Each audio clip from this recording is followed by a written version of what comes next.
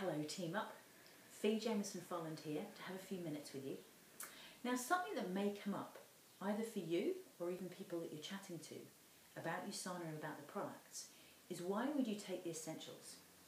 So let's say if somebody you know or you maybe have, I don't know, maybe joints that hurt. You might think, or you want to look after your joint health, you might think, well look, I'll only look at perhaps the glucosamine or the fish and the fish oil in combination, or maybe even the calcium, magnesium, active calcium.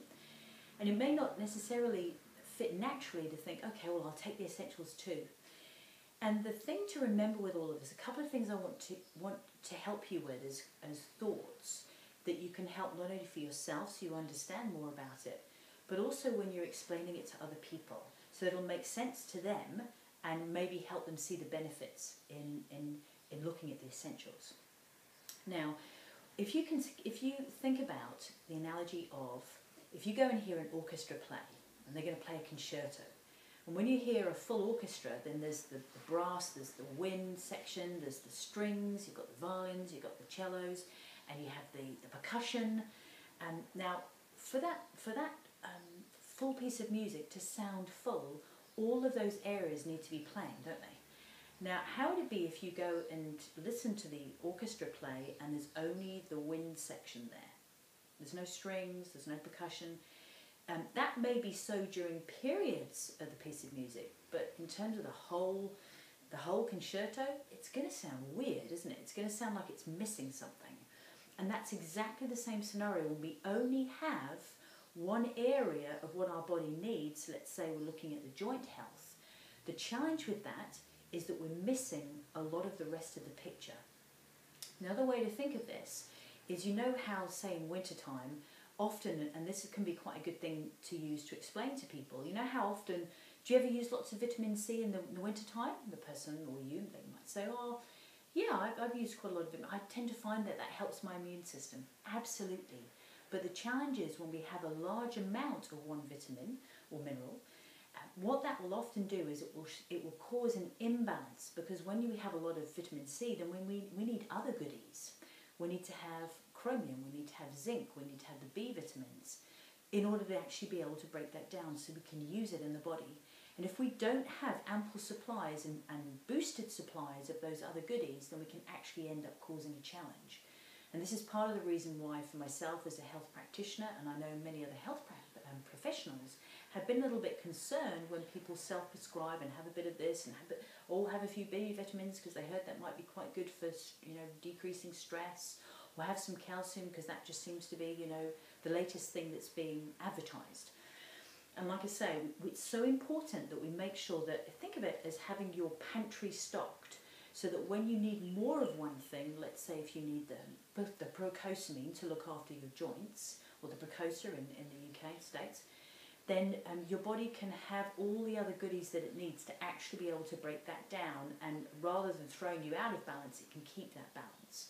It's a bit like if you were going to make a recipe. Another analogy you might use is if you're going to be making a recipe for your favourite dish, and what happens if you miss several of the ingredients are out, or quite a few of the ingredients out? It's going to be weird, isn't it? It's not going to be the full recipe, it's going to taste different.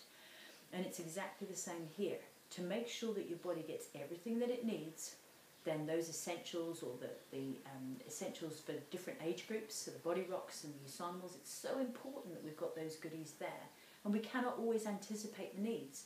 You know, our body's needs. I can remember when I used to take supplements years ago, and I sort of ended up, not because I was quite disillusioned by what was out there, I would take them when I needed them. I think that's, when I think about it now, the challenge with that is, like, how do we know when we need it? Oftentimes our body will show signs of needing something way after the horse has bolted, and oftentimes we have needs on a daily basis, on an instant basis, and we need to know that we've got the goodies there to be able to use them when we need to. So a couple of resources that are quite useful for you to actually go away and have a little bit of a read about or listen to.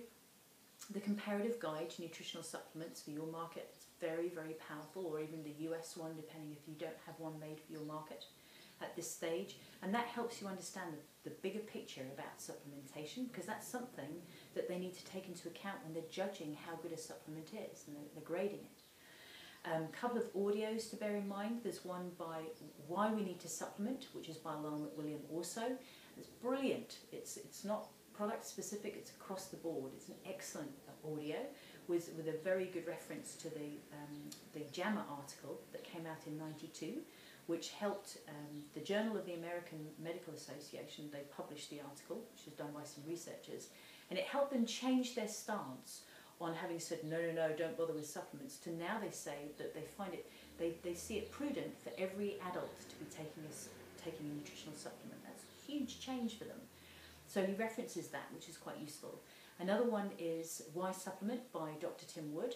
Very, very worthwhile. It's just so important for us to be able to fill in the gaps of our understanding as we go. You don't have to be a health professional.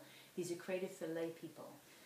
Another one that's great for all of us to use is some publications created by doctors Monica and Gerald Lewis, and they've done, the first one that they created was a thin booklet. It's called Fad, Fable or Fact, and they've actually created that now into a larger book, which is talking about why we would look at supplements. Is it just expensive urine, or is it actually a way to be able to advance ourselves in terms of our overall health?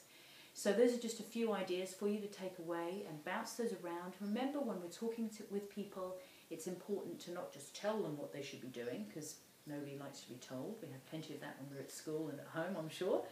And it's about asking questions, be inquisitive, and that way you can be of service to people, which is what this is all really about. And have a great USANA week. Bye.